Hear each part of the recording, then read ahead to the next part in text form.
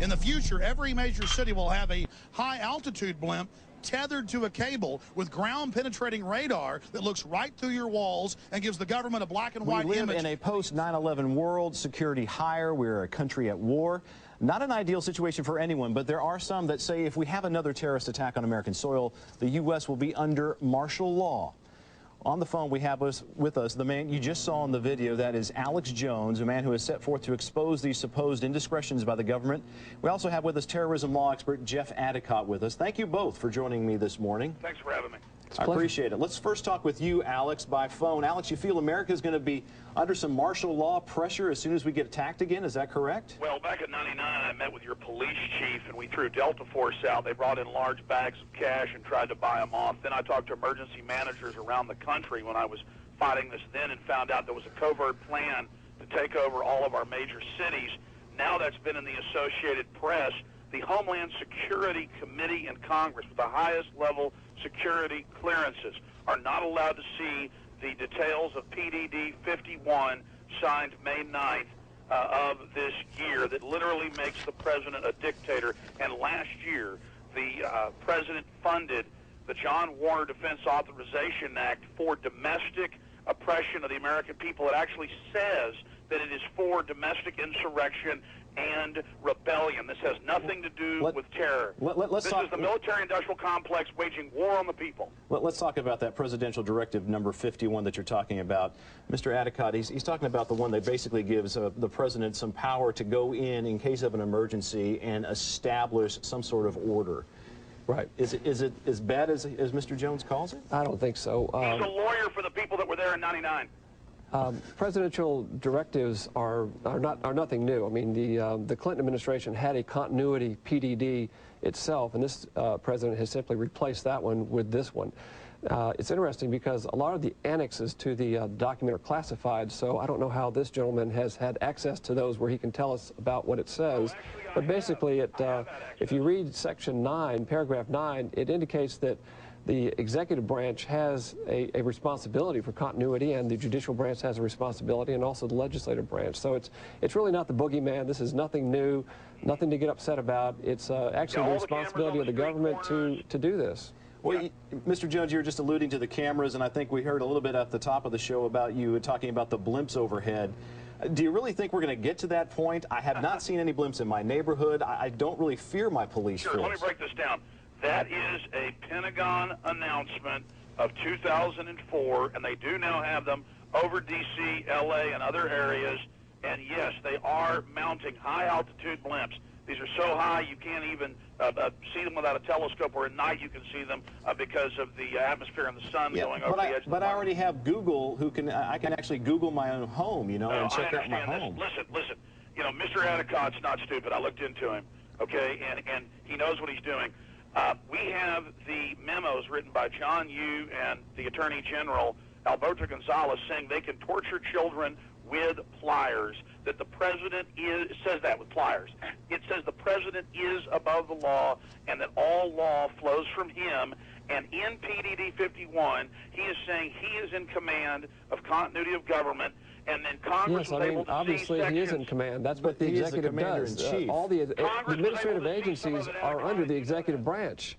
I mean, all administrative agencies are under the executive branch, so why would that be surprising that he is issuing policy memos to agencies within his control? We would expect him to do that. He will command the entire infrastructure. That's not what it says. But he's a president on his way out as well. There's going to be a change in presidency here come November. PrisonPlanet.com or Infowars.com. You can see the body or the body of evidence, or go to Google and type in martial law, 9/11 rise, the police state, or terror storm.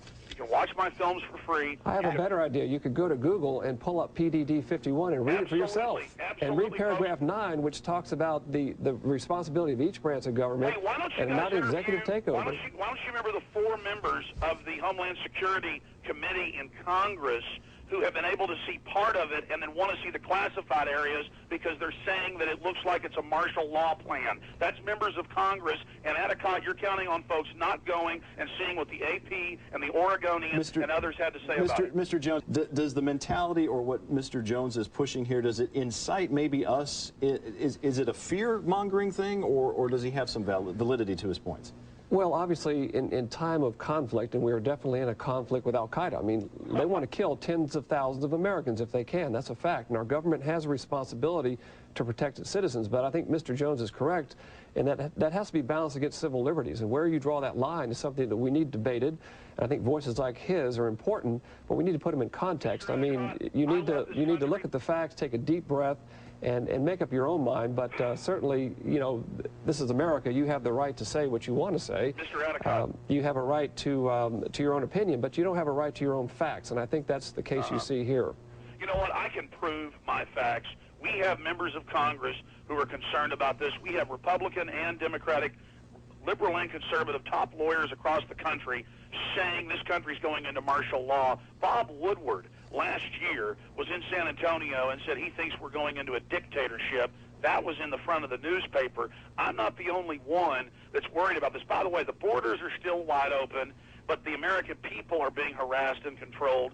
We have the federal documents. And by the way, Adicott, if you want to come debate me for an hour, I'll be on the radio on KLBJ today for 2 hours. What are you doing? We are talking with Alex Jones from Infowars.com about the changes here in America, and he believes we're changing into a police state. And also joining me is Dr. Jeff Adicott. He is our expert on terrorism law, and we thank you both for joining us. We're kind of continuing our conversation. Alex, you've got some films out there. You go to protests, and you complain we're gearing up for this police state because you say cops are swarming the streets with guns. These are huge protests like the one we just saw you in New York during the Republican National Convention. Of course, there's some increased police presence in New York after it being attacked, but do you honestly think that we're getting to a place in time where nobody's going to have any freedom to do what they actually want to do? Yes, people are being arrested coast to coast for peacefully protesting or demonstrating. New York has banned independent news cameras on the streets.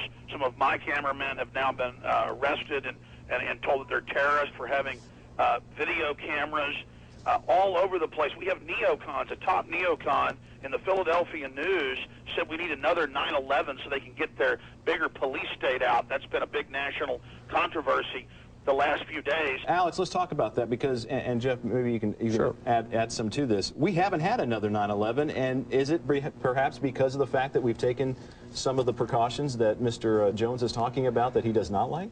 Well, you got to look at it from the representative democracy. All three branches of our government have become very involved in this war on terror. Congress has taken a number of significant steps. The Military Commission Act is just the latest, probably one of the latest and the largest steps that they've taken. The president clearly believes that we're in a state of war. The Constitution gives him that authority as a commander-in-chief, and our Supreme Court generally has upheld the policies of the administration and of the Congress. So it's not, you know, it's not one branch that is engaged in a conspiracy. It's all three branches of the government believe that we're in a state of conflict.